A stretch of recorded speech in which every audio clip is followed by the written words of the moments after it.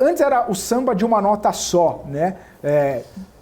Presidente Lula, Simone Tebet, Haddad, Gleisi Hoffmann, integrantes do governo, criticando Roberto Campos Neto. Depois houve um arrefecimento, panos quentes, parece que mudaram um pouco o foco e agora, Gani Cabral, voltou de novo, né?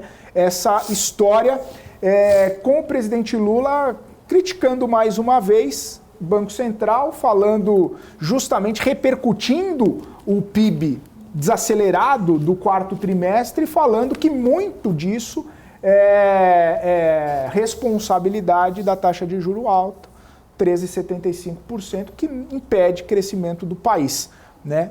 E, claro, pedindo novamente para Campos Neto, meu caro Campos Neto, baixa esse juro, né?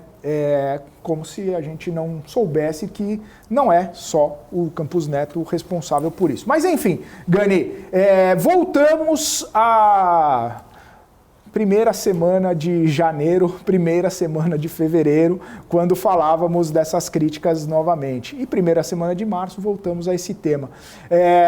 Como que você avalia, né, essa retomada de um discurso que já tinha ficado para trás? O que isso sinaliza? O que isso quer dizer na sua opinião? Eu concordo. Concorda? Não sei nem o que você vai falar, mas eu concordo. Pode. Eu concordo. Não, sinaliza o seguinte. Quando o Lula pegou o país lá em 2003, a taxa de juros era bem mais alta do que o patamar atual. E o Brasil cresceu. Acho que era 25%. 25%. 25%, aí começou uma trajetória de queda, mas muito mais acho que alta. subiu Né? subiu no começo dele e depois caiu. E aí caiu, né?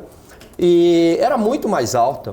E o país cresceu. Então isso só prova que tem outros fatores que levam o país ao crescimento. No Fernando Henrique, também a taxa de juros Selic era exorbitante. E mesmo assim, houve crescimento econômico, principalmente no primeiro mandato. Então, o que eu acho é que como ele não conta mais com aquele cenário externo mega favorável que ele tinha anteriormente, então você precisa achar um culpado. Porque o país crescia, né? Tava com a casa arrumada, porque pegou a casa arrumada lá do Fernando Henrique, boom de commodities internacionais, choque de investimentos pelo mundo, né? Dinheiro barato e tal. O Brasil cresceu. E aí tá tudo tranquilo. Agora, quando você está num momento de escassez, que você tem que fazer escolhas, que você tem que lidar com um crescimento baixo, atenção, é a primeira vez que o presidente Lula está tendo que lidar aí com um PIB de quanto? De 0,5%, né? Um cenário... O arrasto está 0,10, previsão por ano está 0,50 a 1,10, dependendo. Que ele tem que lidar com um cenário muito adverso, que ele vai ter que prestar contas para a população, e vai ter que falar, o país não cresceu. Aí quem está crescendo? Aí ele tem que achar um bode expiatório. Quem no mundo deve crescer esse ano? China. Aí eu vou lá e taxa de exportação. Então... É outro gênio. Outro gênio, esse pessoal, quer dizer, não pensou nisso. Aí eu vou lá e taxa de exportação, maluco. Como é que pode isso? A China que pode ameaçar dar uma esperança... Vou lá, vou taxar. Não, primeiro eu pensei nisso também. Eu falei, cara, como é que, né?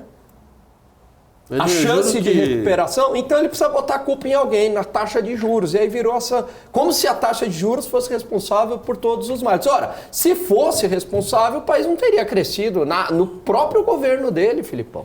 Agora vem com esse discursinho, essa lenda. A taxa de juros não estamos dizendo que a taxa de juros é 100% inocente. Exatamente. Mas ela não é a única culpada.